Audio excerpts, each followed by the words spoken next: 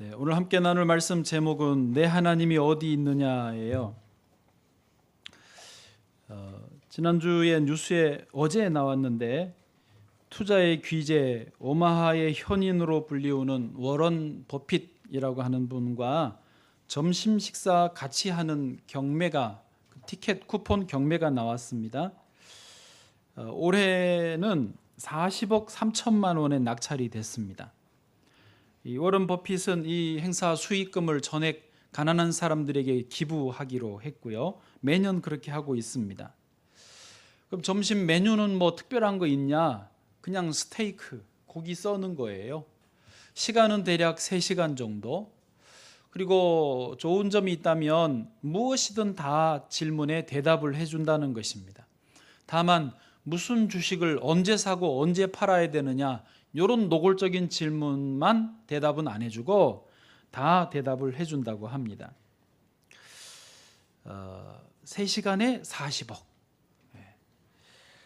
가이 스파이어라고 하는 분도 옥스퍼드를 나오고 하버드 대학을 나와서 펀드 매니저 일을 했습니다. 자기도 그 일을 제법 잘해서 돈을 많이 벌었습니다. 집안의 돈들을 투자를 받아서 자기가 직접 자기 이름으로 투자자도 됐습니다. 그런데 그런 분 가이 스파이어도 2008년도에 이 워런 버핏과 점심 식사에 입찰을 해가지고 그때 당시의 돈으로, 그때는 훨씬 쌌어요. 7억 8,800만 원에 낙찰을 받아서 워런 버핏과 3시간 동안 식사를 했습니다. 식사하면서 뭐 밥이 스테이크가 문제가 아니잖아요. 지금 중요한 질문들을 다 하고 또 대답을 아주 새기면서 듣고 또 질문하고 듣고 하면서 3시간을 보냈고요. 나중에 몇 번 더 만나면서 대화를 할 수 있었습니다. 그래서 그 모든 것을 잘 정리해서 워런 버핏과의 점심 식사란 책을 세상에 내놓았습니다. 처음에 이 가이 스파이어가 버핏으로부터 얻으려고 했던 것은 뭐였냐면 어떻게 투자해야 많은 돈을 벌 수 있을까 였었습니다. 그런데 버핏이 한 이야기는 돈이 아니라 가치였습니다. 진정한 가치 있는 것을 찾아서 거기에 투자하면 돈은 그냥 알아서 따라온다라는 것이었습니다. 그래서 이제 가이 스파이어가 정리한 워런 버핏과의 점심 식사라는 책에 정리한 내용에 보면 투자 노하우가 아니라 인생에서 가져야 될 가치관에 대한 설명으로 가득한 책이 되었습니다. 저는 이 내용이 마음에 들었습니다. 많은 사람들이 항상 자신에게 돈이 부족하다고 느끼면서 살아갑니다. 왜 나는 돈이 없을까? 뭔가 하려고 그러는데 돈이 부족하네 점점점 하면서 살아갑니다. 신비한 거는 목사님들도 그래요. 작은 교회 목사님들을 만나면요, 돈이 없습니다. 주머니에 돈이 없는지는 모르겠지만 마음에 돈이 없어요. 당신들은 밥을 같이 먹어도 밥값을 낼 생각을 안 합니다. 왜? 돈이 나는 없다고 생각하니까. 오히려 만나고 갈 때 봉투라도 만들어주면 고맙다고 그러고 받아갑니다. 근데 그런 분들은 이해가 돼요. 놀라운 것은 큰 교회 목사님들도요, 늘 돈이 없대요. 예, 그에 맞게 또 나가는 돈이 있기 때문에요, 돈이 없대요. 여러분, 기업하는 분들도 영세 기업이야 본래 돈이 없다고 쳐요. 실제로는 모르겠지만. 근데 대기업은요, 대기업대로 연구개발비, 시설 투자비, 인건비, 제품 생산비, 홍보 마케팅비, 이런 물류비 해서요, 나갈 분야도 많고 규모도 큽니다. 그래서 돈이 많을 것 같은데 대기업도 늘 돈이 없대요. 그래서 막 비상시에 쌓아놔야 되고 뭐 하여튼 돈이 없대요. 그런데 버핏과 이 스파이어의 말에 따르면 돈 자체가 문제가 아니라 내가 무엇을 추구하는가, 내가 무엇에 가치를 두고 있는가, 이 질문에 대해 분명하게 대답을 못하니까 가치관이 뚜렷하지 않고 돈만 많으면 된다는 생각이 진짜 문제라는 거죠. 워런 버핏은요, 아내를 잘 만났다고 해야 될 것 같은데, 자기 아내 덕택에 영향을 받아서 재산의 99%를 사회에 기부하기로 이미 약속을 했고, 이렇게 점심 식사 이벤트를 만들어 가지고 그 돈을 다 전액을 기부를 하고 있습니다. 자, 이제 요 시점에서 질문을 드려 보겠습니다. 여러분 스스로 이미 생각하시겠지만, 여러분이 추구하는 가치는 무엇입니까? 그리고 그 가치를 다른 사람들과 어떻게 나누실 생각이십니까?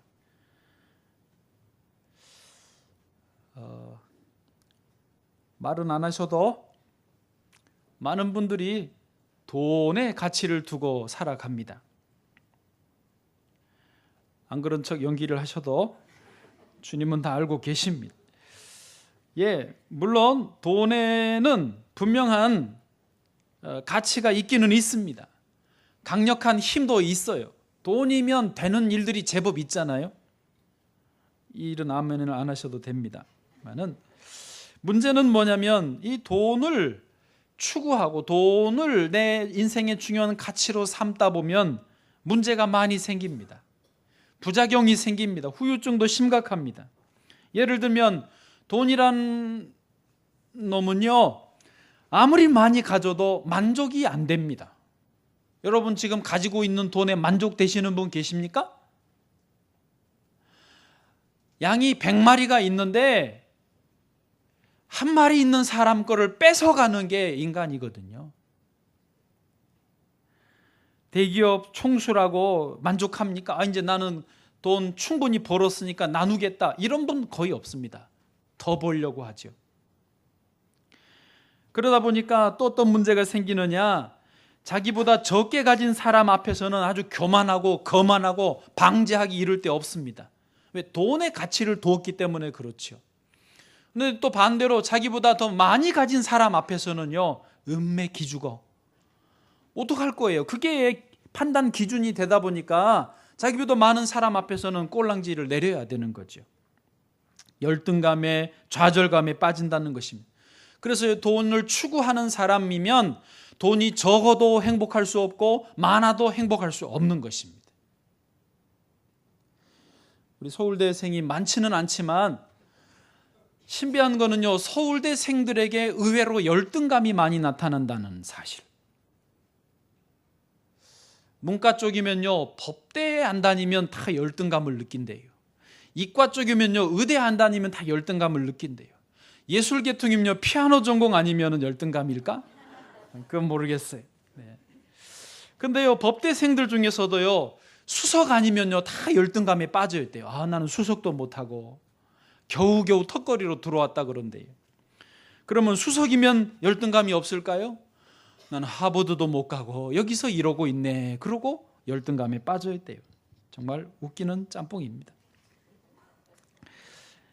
뭐냐면 그런 거, 세상적인 변동이 되고 전혀 안정되지 않고 영원하지 않는 그런 것에 가치를 두는 것은요, 설정이 잘못됐다라는 것이죠. 요즘에 장수 시대가 되니까 사람들이 건강에 가치를 둡니다. 건강한 게 최고예요. 운동하고 좋은 음식 먹고요, 건강 기구 이런 거 막 사드립니다. 미세먼지 때문에 맑은 공기가 중요한 가치가 돼서 디젤 차들이 요즘 눈총을 조금 받고 있습니다. 반복되는 사고, 안전사고 때문에 안정된 사회 시스템을 만들자, 이게 좀 중요한 가치가 되고 있습니다. 묻지마 살인, 묻지마 폭행 때문에 야밤의 안전한 문제가, 여성들의 안전 문제가 중요한 가치가 되고 있습니다. 이런저런 우리가 생각하는 중요하게 여기는 것이 가치예요. 가치. 제가 어제 청년들하고 6개월 만에 대화의 시간을 가졌는데 결혼 이야기가 나와서요, 제가 노골적으로 의도적으로 이렇게 말했습니다. 결혼할 짝이 있으면 망설이지 말고 재지 말고 당장 결혼해라. 그랬더니 청년이 그러던데요, 결혼하려면 예식장 잡아야 되는데 지금 잡아도 내년 여름에나 밖에 안 된대요. 너무 좋은 데서 하려고 그러지 말고 교회에서 하면 되지, 마을 회관에서 하면 되지. 권사님 먼저 했다고 너무 아멘을 쉽게 하시는.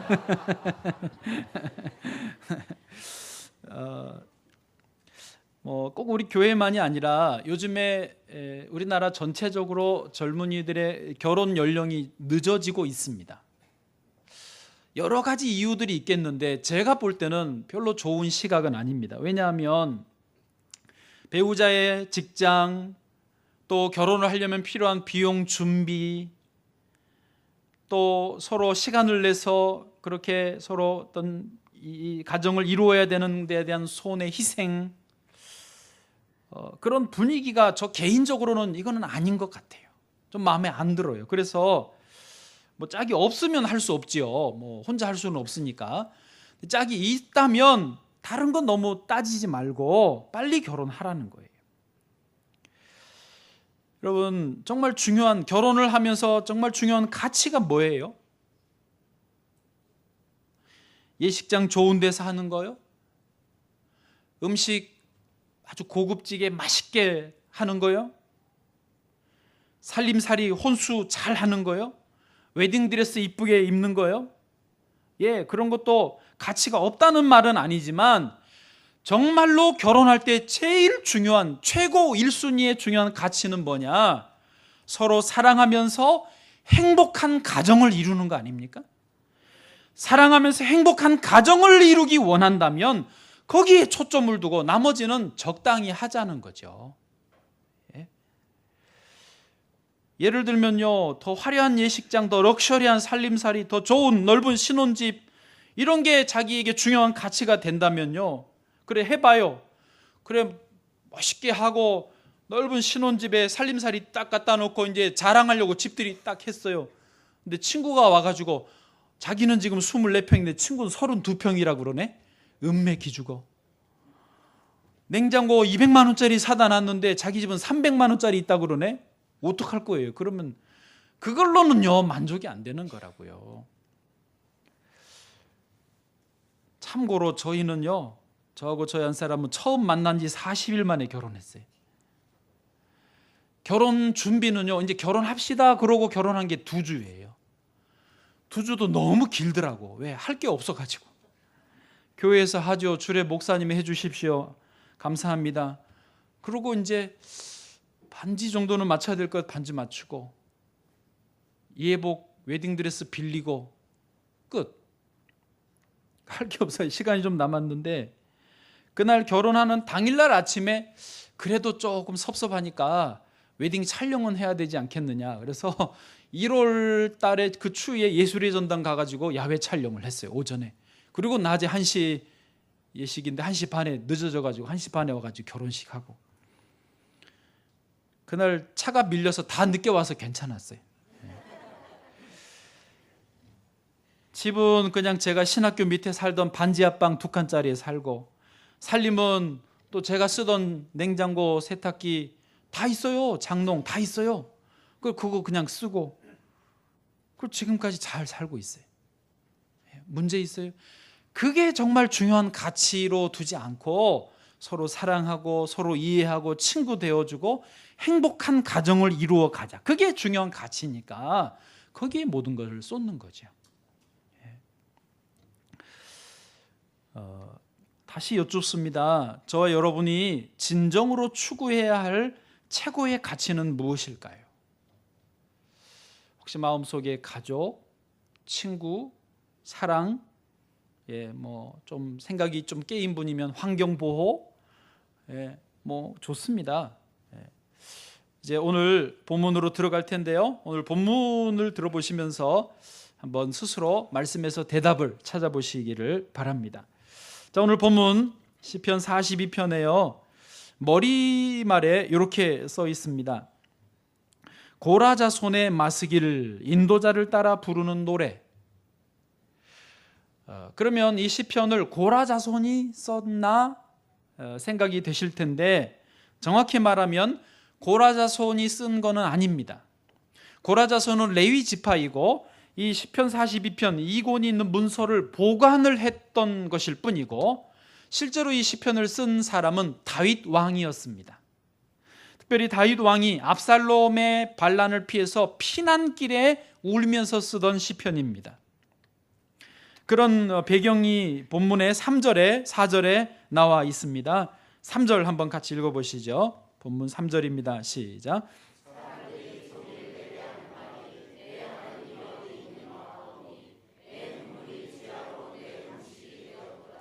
아멘.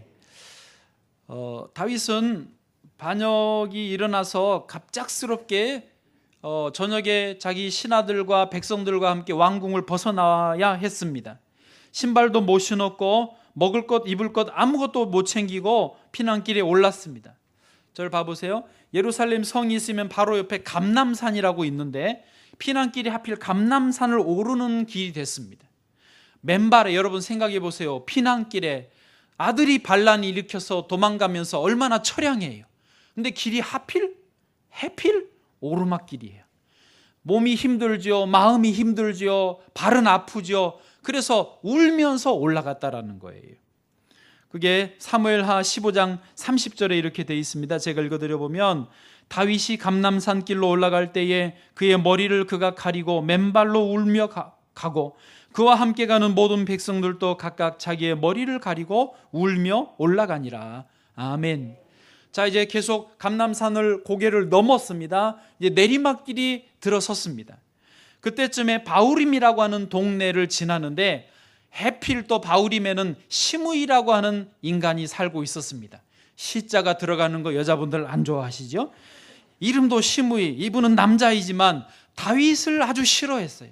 마침 싫어하던 다윗이 왕위를 벗어나서 피난을 가니까 고소하다, 잘됐다 해서 쫓아오면서 다윗에게 욕설과 저주를 퍼붓습니다. 피 흘린 자여, 사악한 자여, 하나님이 이제 너를 버리셨다, 하나님이 이제 너를 징벌하신다라고 소리를 지릅니다. 그게 사무엘하 16장 13절입니다.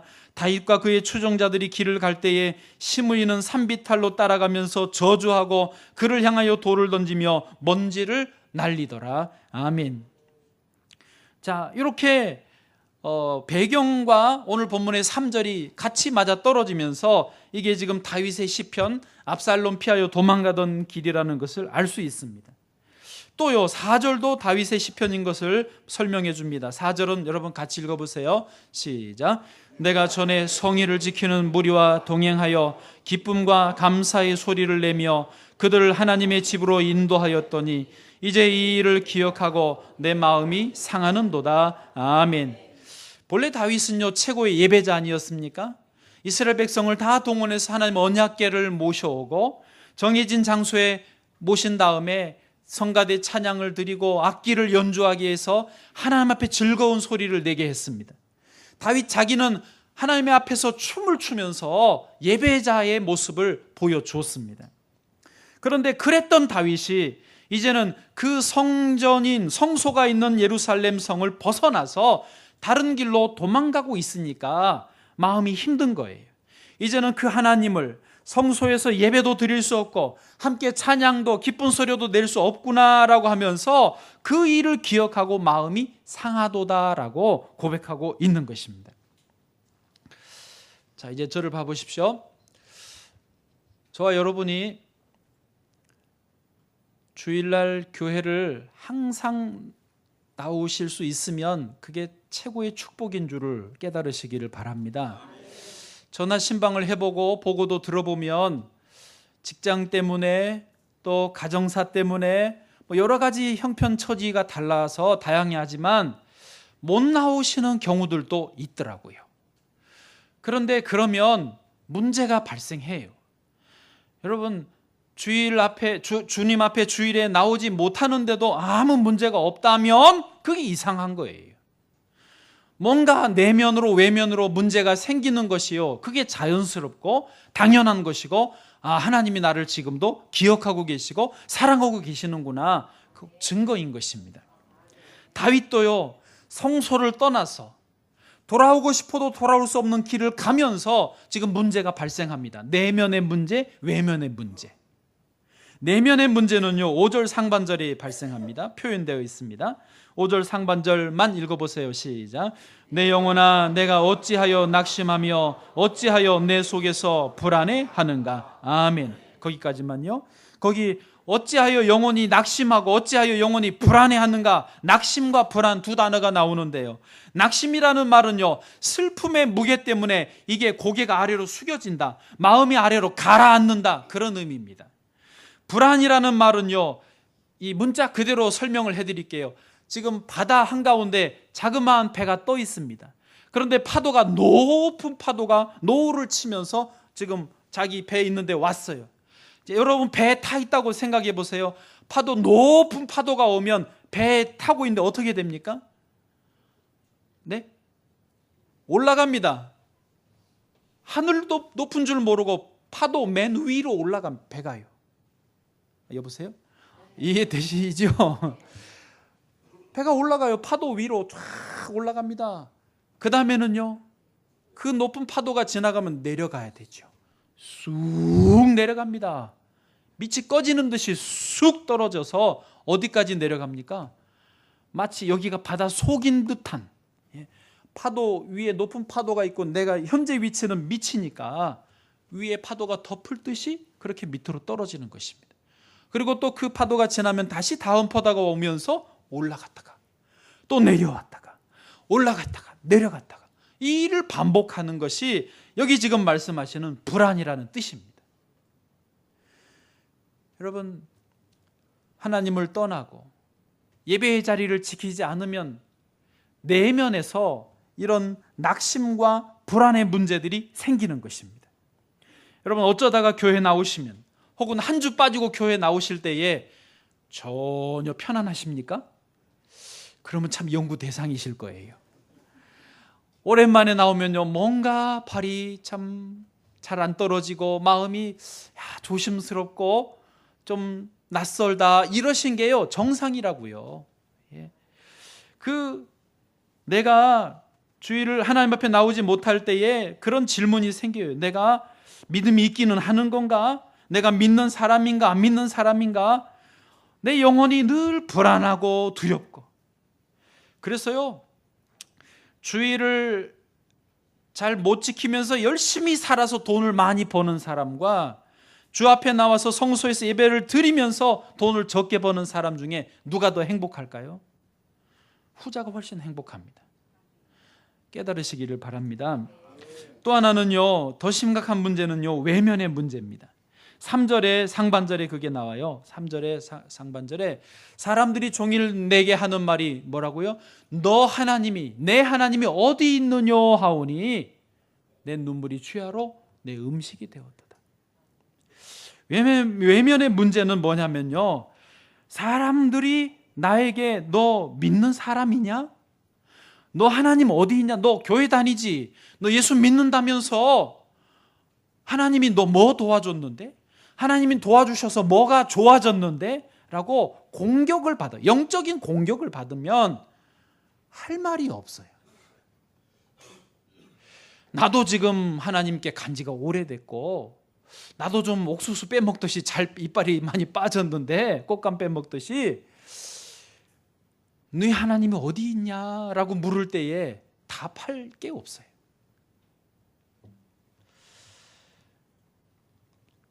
만약에 내면적인 문제도 없이 하나님 앞에 바짝 붙어있는 분이라면 내 하나님이 어디 있느냐 그럴 때 바로 답할 수 있습니다. 뭔 소리? 그러나 내 스스로 확신이 없을 때는요 그런 질문이 더 크게 들려요. 더 양심에 퍽 찔려요. 깊이 들어와요. 네 하나님 어디 있어? 너 예수 믿는다면서? 은맥히 죽어. 더 당황스럽고 스스로 혼돈에 빠진다는 것입니다. 여러분 스스로 지금 대답해 보세요. 말하지 마시고 여러분의 하나님 어디 계십니까? 다윗에게도 성소를 멀리 떠나면서 이런 내면의 문제와 외면의 문제가 터졌습니다. 우리나라 손흥민 선수, 축구 선수 아시죠? 이분의 은사였던 분이 사샤 레반도프스키 감독입니다. 이분은 손흥민이 레버쿠젠에 있을 때의 감독이었고 또 지도를 잘 해줬기 때문에 손흥민이 자기 은사라고 부르는 분이었습니다. 이분이 2006년도부터 2016년 3월 올해 3월 달까지 축구 코치, 감독, 유명한 클럽들을 맡았습니다. 세계적인 탁월한 지도자였습니다. 그런데 올해 16년 3월에 이분이 스스로 자진해서 감독직을 사임했습니다. 이유가 뭐냐 하니까 번아웃 증후군이라는 것입니다. 그러니까 탈진했다라는 거예요. 탈진. 인터뷰를 하면서 나는 더 이상 팀을 지도할 에너지가 없다라고 고백을 했습니다. 그리고 집에서 아마 지냈던 것 같은데 지난 주간에 집에서 이제 주검으로 발견이 됐어요. 원인은 아직 사인은 확인이 안 됐지만은 그러셨어요. 여러분 이 번아웃 증후군이라는 게요 뭐냐면 의학적인 용어인 셈인데 한 가지 일에만 집중하던 사람이 쉬지를 않아서 또 정신적으로 안식을 누리지 못해서 결국 신체적으로 정신적으로 극도의 피로감을 느끼게 되고 그리고 무기력증, 자기 혐오에 시달리는 증세를 말합니다. 무기력증, 자기 혐오까지 빠진다는 것이죠. 여러분 저는요 이 에티오피아에서 제가 말했죠 탈진을 경험해봤다니까요.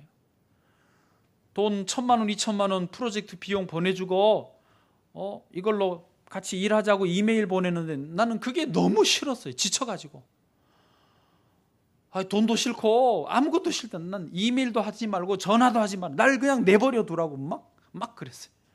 지치니까요 돈도 싫더라고요. 우리나라 사람들은요 OECD 국가 중에 1년 평균 노동시간이 세계 제1위입니다. 작년에 잠깐 멕시코에게 2위를 넘겨줬다가 올해 다시 1위를 탈환했습니다.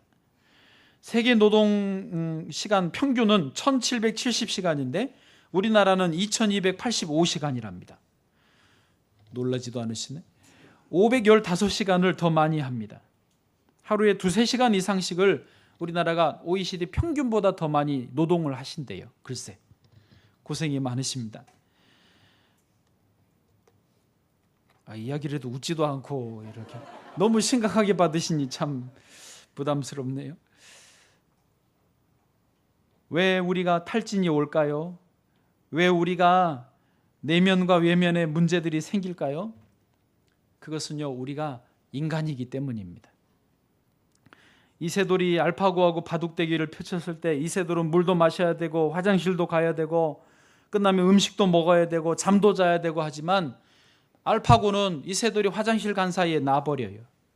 지는 쉬지도 않고 잠도 안 자고요 계속 기계니까 그렇게 돌아갑니다. 그러나 우리 인간은요 기계가 아닙니다. 우리 인간은요 하나님의 형상대로 지음받은 가장 고귀한 존재들입니다. 그러므로 하나님처럼 6일 동안 열심히 일하면 7일째는 쉬어야 됩니다. 안식을 누리고 하나님 앞에 나와서 예배를 드리고 하나님을 만나고 하나님 얼굴을 보면서 재충전을 받아야만 사는 인간입니다. 그러므로 쉬지 않고 그냥 부지런히 열심히만 살면 된다? 그렇지 않습니다. 그거는요 사실 정확히 말하면 인생의 가치관이 정립이 아직 덜 된 것입니다. 바쁘게 살면 좋을 것 같죠. 일이 많으면 좋을 것 같죠. 그렇지 않습니다. 저는 예전에 있던 교회에서요 어떤 집사님이 피자집을 하셨는데 믿음이 좋으셨는데 그 피자 가게 특성상 주일을 못 쉬었어요. 그래서 처음에는 돈을 좀 벌었어요. 근데요 정확히 1년을 못 가더라고요. 50 이제 막 초반이었는데요. 거의 1년 동안 6일 내내 일하고 7일째도 아침에 얼른 예배만 드리고 가서 일을 하는데요. 쉽게 말해서 1년 365일을 일을 한 거예요. 부인 집사님이 문제가 생기더라고요. 그래서 결국은 병원 다니다가 이게 심각한 줄 알고 가게 다 넘기고 치료하고 그냥 그 일은 끝나버렸어요. 여러분 하나님이 우리를요 그렇게 일만 하게 만들지 않으셨다고요. 저와 여러분이 참된 가치를 추구하기를 원합니다. 참된 가치는 뭐냐? 하나님입니다. 하나님의 얼굴을 뵙는 것입니다. 다윗은 이 말을 잘 이해해 보십시오. 지금 왕궁을 떠나서 피난길을 가는 중에 울었다고 했습니다. 다윗은요, 목마른 사슴처럼 갈급했다고 그랬습니다. 왜 다윗이 울고 왜 다윗이 갈급했는가? 이유를 아십니까? 왕을 뺏겨서요? 왕궁의 그 편안하고 화려한 자리를 뺏겨서요? 아니에요. 오늘 본문을 자세히 보시면요, 다윗이 우는 이유는요, 내가 다시 하나님 앞에 나가서 예배드릴 기회를 놓쳤기 때문에, 하나님의 얼굴을 뵙고 싶고 하나님 얼굴을 또 마주하고 싶어서 거기에 갈망하고 운다라는 것입니다. 오늘 본문 봐보세요. 2절만 봐보시면요, 2절요, 시작. 내 영혼이 하나님 곧 살아계시는 하나님을 갈망하나니 내가 어느 때에 나아가서 하나님의 얼굴을 배울까? 아멘. 1절에 갈급하다라는 말은요, 울부짖으면서 기도한다는 거예요. 사모한다는 거예요. 그 울부짖으면서 사모하는 게 뭐냐? 하나님의 얼굴을 언제 다시 배울까? 하나님의 얼굴을 다시 못 뵈는 게 나는 너무 한이 된다, 너무 힘들다, 답답하다, 억울하다, 그렇게 말하는 거예요. 다윗은요, 평생 전쟁에서 이겨서 얻은 전리품도 하나님께 드립니다. 시간만 나면 찬양하고요, 시간만 나면 사람들 모아서 예배드리고요, 늘 하나님 앞에 나아가는 게 자기의 최고의 가치였습니다. 그런 다윗을 하나님은 왕으로 세우셨고 나중에 결국 압살롬도 물리치게 하시고 왕의 자리에 복귀시켜 주신 줄로 믿습니다. 우리에게 영원한 가치, 비교 불가한 가치, 변하지 않는 우주 최고의 가치이신 하나님의 얼굴 뵙는 것, 주 앞에 나와서 주님의 얼굴 뵙는 것이 우리의 최고의 기쁨이 되시기를 원합니다. 세계무역센터 부회장이신 이희돈 박사님, 장로님이신데, 이분이 세계 그 국가의 재무장관이나 또 글로벌 기업의 회장님들, 실무자들을 만날 때에 하루에 업무 시간에 15분씩 딱딱 쪼개서 만난대요. 네덜란드 총리님 15분 딱 만나고 안녕히 가십시오. 그리고 그 다음에 스위스 기업 총수님 15분 딱 만나고 안녕히 가십시오. 이렇게 15분 단위로 일 처리를 한다는 거예요. 그런데 새벽에 하나님 앞에 나와서 예배드리는 시간은요, 가고 오고 1시간, 예배드리는 시간, 기도하는 시간 2시간, 총 새벽마다 3시간을 쓴다는 거예요. 자기 비서가, 외국인 비서가 보고 이해가 안 된다는 거예요. 아니, 낮 시간에 그렇게 시간을 바쁘게 VIP들 또 15분밖에 못 만나는 양반이 어떻게 새벽에 3시간을 쓰느냐고, 어떻게 그렇게 하느냐고, 난 이해가 안 된다고 묻더래요. 그래, 이해가 안 되냐? 설명해 줄게. 새벽에 3시간을 하나님을 만나기 때문에, 전능하신 하나님의 얼굴을 새벽에 뵙기 때문에 그 지혜와 총명으로 15분만 사람들은 만나도 척척척 문제가 풀린다라는 거예요. 할렐루야. 이분은요, 주일을 철저하게 구별해서 하나님께 드립니다. 주일날 딴 일을 안 해요. 여름에 휴가도요, 놀러 안 갑니다. 꼭 단기 선교 갑니다. 해외 선교 가서 멕시코나 브라질 이런 데, 아르헨티나 가서 어려운 사람들 돕고 와요. 그런데도 하나님이요, 시간 주시죠, 물질 주시죠, 명예 주시죠, 건강 주시죠. 아멘 하는 분들에게는 다 주실 줄로 믿습니다. 늦었어요. 9.11 테러가 났는데요, 여러분 아시죠? 이돈 장로님이 세계무역센터 그 건물에 일하셨잖아요. 근데 늘 그때 당시에 워싱턴이 집이고 뉴욕에 일을 하니까 아침마다 워싱턴에서 뉴욕으로 비행기를 타고 와서 택시 타고 뉴욕 무역센터로 들어간대요, 출근하러. 그런데 그날따라 워싱턴에서 이제 공항에서 커피 한잔 하려고 커피 달라고 그랬더니 그 공항 그 커피 판매점 직원이 오늘 자기가 출근 첫날이라고 커피 내릴 줄 모른다고 그냥 주스 마시면 안 되냐고 그래서 찬 주스를 마셨대요. 그랬더니 이게 뉴욕까지 오는 동안에 탈이 났어. 뉴욕 공항에서 내려서 바로 택시 타고 바로 가야 딱 정시 출근이 되는데 탈이 나니까 어디를 가요? 거시기를 가는 거예요. 이제 거기 들렸다가 나와서 택시를 타는데 출근 시간에는 5분 늦게 타면 밀리기 때문에 30분 늦어지잖아요. 5분 늦게 탔는데 막 차가 밀리더래요. 아이고, 그래서 전화해가지고 회의 시간을 늦춰놓고 그렇게 보는데 글쎄 자기 앞에서 비행기가 빌딩을 그 무역센터 건물을 치더라는 거예요. 놀래가지고 차를 돌리고 다른 사람들한테도 지금 이머전시다, 사고다, 돌려라 그렇게 해서 살았다는 거예요. 그게 뭐예요? 하나님이 자기를 살리셨다라는 분명한 고백을 하는 것입니다. 새벽마다, 주일마다, 휴가 때마다 하나님을 위해서 시간을 들이고 하나님 얼굴을 구하는 그에게 하나님이 은혜를 주시고 더 주시는 줄로 믿습니다. 자, 이제 말씀을 정리하겠습니다. 그 오늘 제목과 같은 질문, 제목의 질문을 여러분 다시 한번 드려볼게요. 내 하나님이 어디 계십니까? 누가 여러분에게 당신의 하나님 지금 어디 계십니까? 라고 물으시면 뭐라고 대답하시겠습니까? 어쨌든 오늘 성소에서 나와 예배 드리러 오셨으니까 이 대답은 가지고 가셔야죠. 안 나오셨으면 말할 수 없지만, 대답을 못 하시겠지만, 저도요 이 질문이 조금 저에게 찾아와서 제가 끙끙 앓고 끌어안고 기도를 했습니다. 어젯밤에 하나님이 분명하게 말씀해 주시더라고요. 너의 하나님 나 여호와가 지금 여기에 너와 함께 있느니라. 할렐루야. 우리 하나님 여호와가 지금 여기에 나와 함께 계신다. 이 믿음의 고백을 하시기를 축복합니다. 특별히요, 이것은 믿음은요 말로 고백하는 거예요. 입으로 시인하여 구원을 얻는 것입니다. 그러므로 마음에 결단하시고 말로 선포하시기를 바랍니다. 한번 따라해 보세요. 내 하나님은 지금 여기에 나와 함께 계십니다. 믿으십니까? 아멘. 우리 하나님, 사람들이 뭐라고 공격하든, 너 믿는다면서 그 모양이냐, 뭐라고 비난하든 그런 소리 하지 마라. 내 하나님은 지금 나와 여기에 같이 계신다고 알기나 하냐고 큰 소리 치시기를 축복합니다. 그러면 그 믿음의 고백 위에 주님이 함께 하시고 도와주시고 놀라운 기적을 베풀어 주실 줄로 믿습니다. 이사야 41장 10절만 읽고 마치겠습니다. 같이요, 시작. 두려워하지 말라, 내가 너와 함께함이라. 놀라지 말라, 나는 내 하나님이 됨이라. 내가 너를 굳세게 하리라. 참으로 너를 도와주리라. 참으로 나의 의로운 오른손으로 너를 붙들리라. 아멘.